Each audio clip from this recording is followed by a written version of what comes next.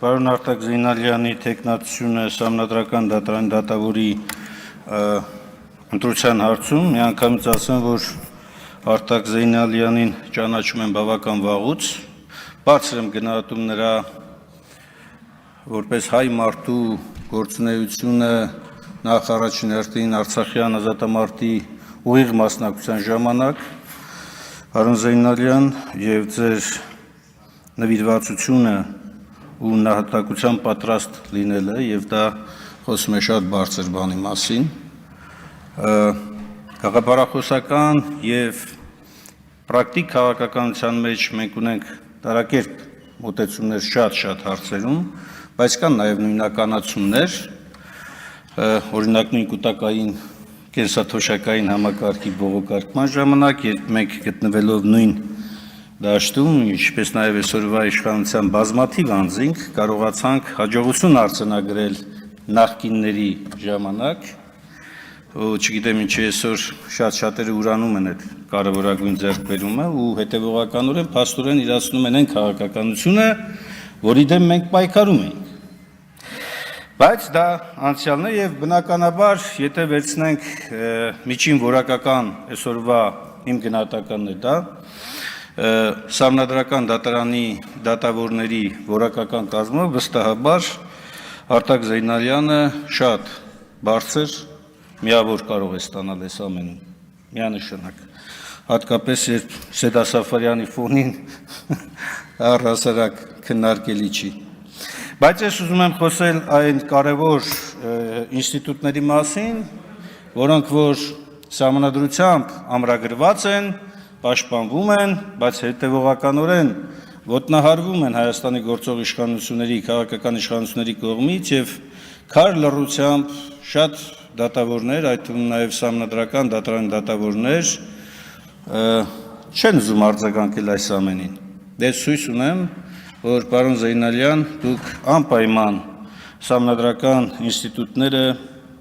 կարժևորեք, կարևորեք եւ ըստ էության, այլ ոչ թե օրվա քաղաքական իշխանության քիմքին համապատասխան վարքագիծ դրսևորելով։ Առաջինը անշուշտ հայ առաքելական Սուրբ եկեղեցին է, Սահմանադրության 18-րդ հոդվածում ամրագրված նրա բացառիկ դերը ու նշանակությունը, ինչպես նաև սահմանադրական կարգավորումների համաձայն այն իրավական հենքը, որը ամրագրվել է որպես Հայաստանի Հանրապետության եւ Հայաստանյաց առաքելական Սուրբ եկեղեցու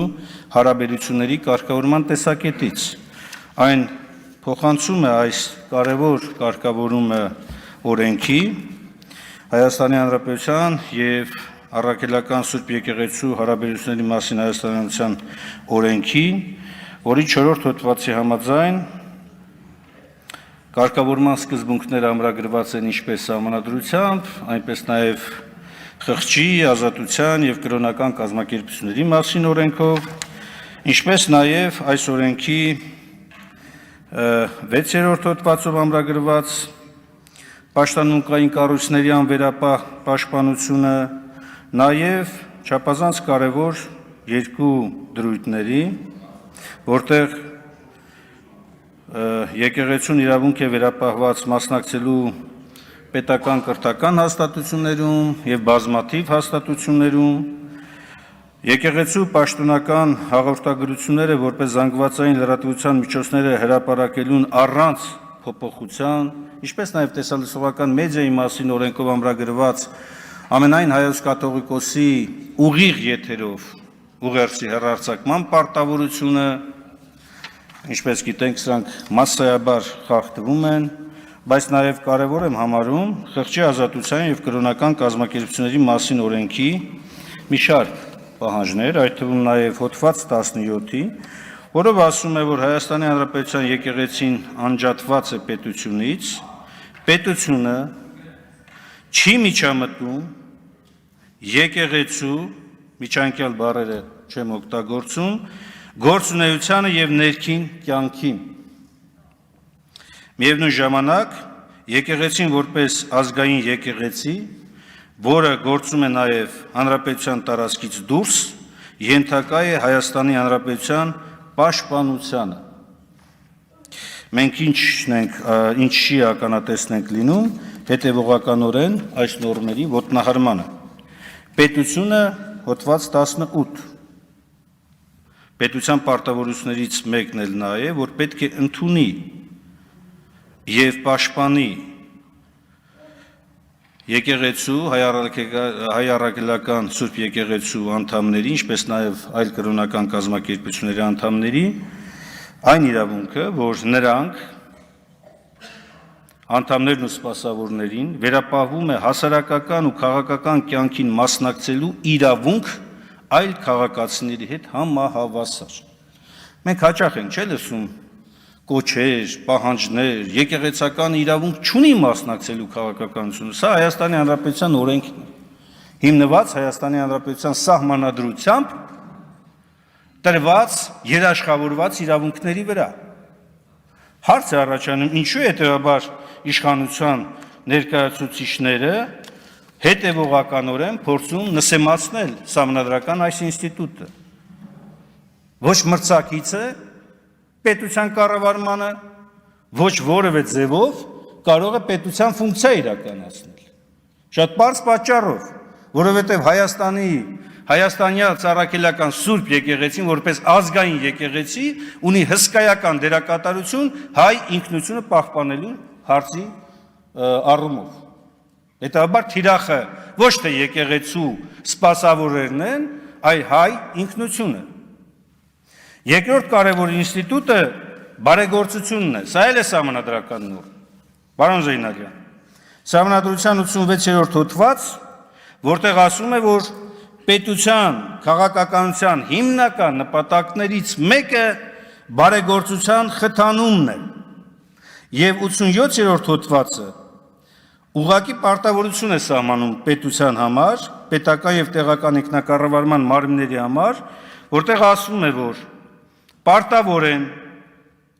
իրագործել սահմանադրության թվարկվածս հոդվածով սահմանված նպատակները ու բարեգործությունը խթանելու փոխարեն, ինչ անում Հայաստանի Հանրապետության գործադիր իշխանությունը, իրականացնում է բարեգործություն իրականացնող անձանց նկատմամբ հետապնդում, քաղաքական հետապնդում, հստակ քաղաքական հետապնդում, հիմնված ապօրինի քրեական տարերի մեղսակցությամբ։ Այն ինչ կատարվում է Սամվել Կարապետյանի հետ, սա բարեգործությանը ոչ թե խթանող, այլ հարվածող ուղիղ գործողություն է։ Ու պատահական չէ, որ բազմաթիվ անձինք, ովքեր որ այս բարեգործական ծրագրերի ներքո շահառուներ են, ապշահար են այսօր։ Ապշահար են, որովհետև տեսնում են, որ Հայաստանի Հանրապետությունում խթանվում է ոչ թե բարեգործությունը, ոչ թե կարևորվում է բարեգործը, այլ հակառակը։ Նույնիսկ այս ամբիոնից են մեղսագրում մեղքեր, որոնք որ իրականության հետ առնչություն չունեն։ Սրանք ինստիտուտներ են, որոնք սահմանադրական մակարդակով երաշխավորված են, իսկ նրանց իրականացնողները, բարեգործությամբ զբաղվողները պետության պաշտպանության ներքո պետք է լինեն, այլ ոչ թե պետության թիրախի ներքո։ Ի վերջո, բարեգործը, կրոնավոր սպասավորը, բոլորը կարծիք արտահայտելու ազատություն ունեն։ Դա էլ է սահմանադրական ինստիտուտ։ Սա էլ է ոտնահարվում։ Եվ ոտնահարմանը զուգընթաց իրականացնում է տոտալ, ամբողջական, այսպես վարկաբեկման, վիրավորանքի, զրպարտության եւ քրեական ամենատարբեր այլանդակությունների մեջ մեղսագրվող գործողություններ։ Մարդու անձնական կյանքին չհիմնավորված միջամտություն, պարոն Պարսելյանը անդադ խոսում է այդ մասին եւ ես համակարծիք եմ, որ այո, մարդու անձնական կյանքը չի կարող լինել եւ դատապարտելի են բոլոր այդ երևույթները, բայց չգիտեք ինչի, այս թեմայով համակարծիք է մարդկանց անձնական կյանքը հրապարակայնացնելու, թիրախավորելու եւ այլ գործողություններին, ինչի չեմ կարողանում հասկանալ եւ այդ իմ չհասկանալու հիմնական բացատրությունը նա է, որ քաղաքական իշխանությունը ավելի քաղցր է ձեր համար, քան թե ճշմարտությունը, բայց միևնույն է, ճշմարտությունը հաղթելու է, եւ սահմանադրական արդարադատության կարևոր խնդիրներից մեկն էլ հենց սահմանադրական այս ինստիտուտների պաշտպանությունն է։